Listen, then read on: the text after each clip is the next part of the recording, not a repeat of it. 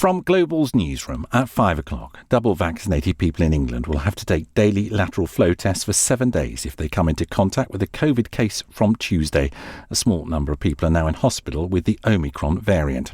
Anthony Hayward is Professor of Infectious Disease Epidemiology at UCL and a member of NerveTag. He told Swarbrick on Sunday on LBC the new strain is causing concern. Well, I think what we're seeing in the data really is a very large increase in transmissibility of the strain. So it's much more infectious than the previous Delta strain and all the strains before that, maybe somewhere between twice and possibly 3 times as infectious. Boris Johnson is facing what could prove to be the largest rebellion of his premiership, with more than 60 Conservative MPs said to be against the imposition of extra coronavirus measures.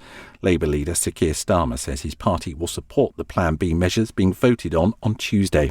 But the former Labour leader, Jeremy Corbyn, told Swarbrick on Sunday on LBC that the opposition should do exactly what its name suggests. You oppose things you believe to be wrong, and I believe the government's handling of COVID has been appalling and incompetent beyond belief. And I do think they have to be challenged much more strongly.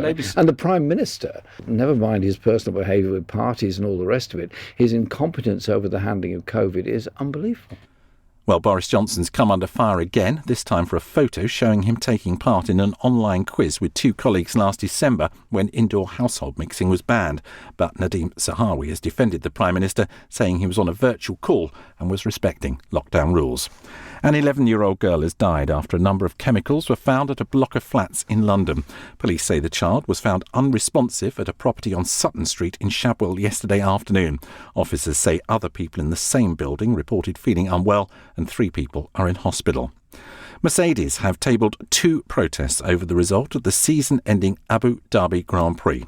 Max Verstappen overtook Lewis Hamilton in the final lap to claim his maiden world title, but there's controversy over how protocol was followed during a safety car period late on in the race. And the weather, light rain on high ground tonight, breezy over England and Wales, increasingly windy in Scotland and Northern Ireland with a low of 4. Very windy in the north tomorrow, otherwise winds easing with blustery showers in Wales and Western England. They will move into the Midlands later on, a high of 13. From Global's newsroom, I'm Tim Humphrey.